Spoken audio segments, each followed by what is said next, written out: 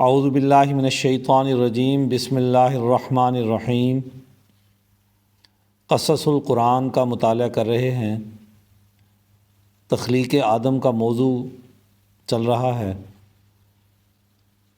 کہ اللہ تعالیٰ نے آدم کی تخلیق کی، آدم کی تخلیق کا مقصد واضح کیا۔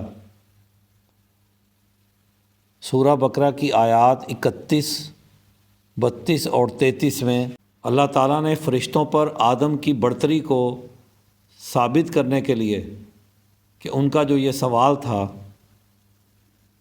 کہ ہم تیری پاکی بیان کرتے ہیں، تیری تعریف کرتے ہیں، تیری تسبیح کرتے ہیں، تو پھر اس عرضی خلافت کا کیا مطلب ہے، ان کا سوال تھا۔ تو اب یہاں پر اللہ تعالیٰ انہیں بتلا رہے ہیں کہ آدم کی کیا خوبی ہے۔ قال تبارک و تعالی وعلم آدم الاسماء كلها ثم عرضهم على الملائكة فقال انبئوني باسماء هؤلاء ان كنتم صادقين قالوا سبحانك لا علم لنا الا ما علمتنا انك انت العليم الحكيم قال يا آدم انبئهم باسمائهم فلما انبأهم باسمائهم قال الم اقل لكم انی اعلم غیب السماوات والارض واعلم ما تبدون وما کنتم تکتمون۔ صدق اللہ العظیم۔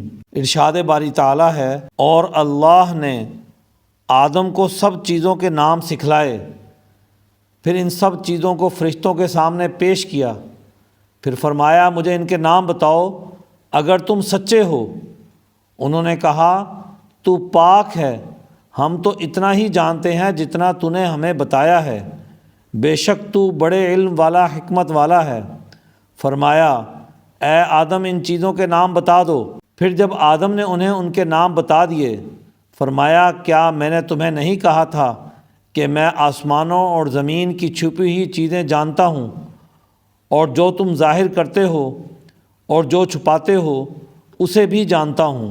اب ان آیات میں اس بات کو واضح کیا گیا کہ یہ جو آدم کی برتری تھی یہ کس بنیاد پر تھی۔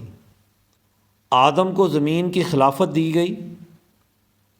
زمین میں اللہ تعالیٰ کے بے شمار خزانے، اور انسان کو جو مستقبل میں چیلنج درپیش آنے تھے، اور انسان نے اپنی ضروریات کے لیے جن جن چیزوں کو استعمال میں لے کر آنا تھا، ان تمام چیزوں کو اللہ نے آدم کے سامنے رکھا۔ سب سے پہلے فرشتوں سے پوچھا کہ ان تمام چیزوں کے نام بتاؤ۔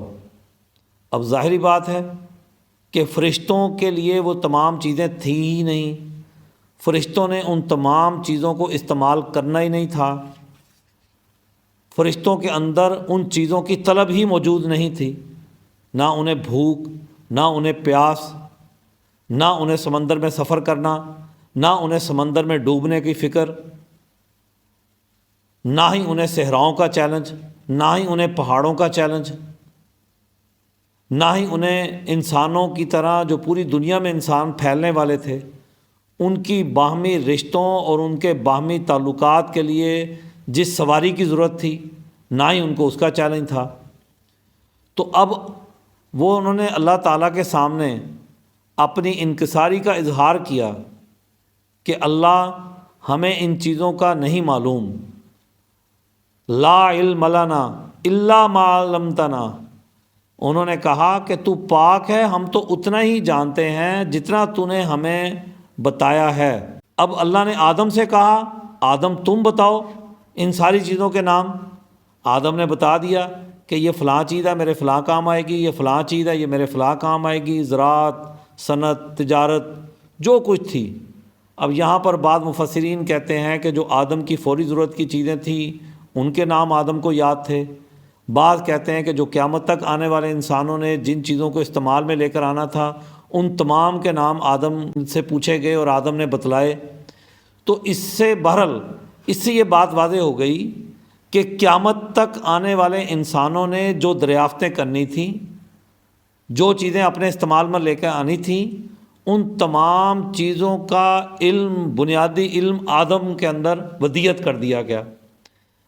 اب آنے والے انسانوں نے اپنے وقتوں کے اندر ان چیزوں کو دریافت کرنا ہے، کھوجنا ہے، انسانی فائدے کے لیے کام کرنے ہیں، انسانی سہولتیں قیامت تک آنے والے انسانوں کے لیے پیدا کرنی ہے، اور ہر دور کا انسان اپنے لیے ان سہولتوں کو پیدا کرے گا۔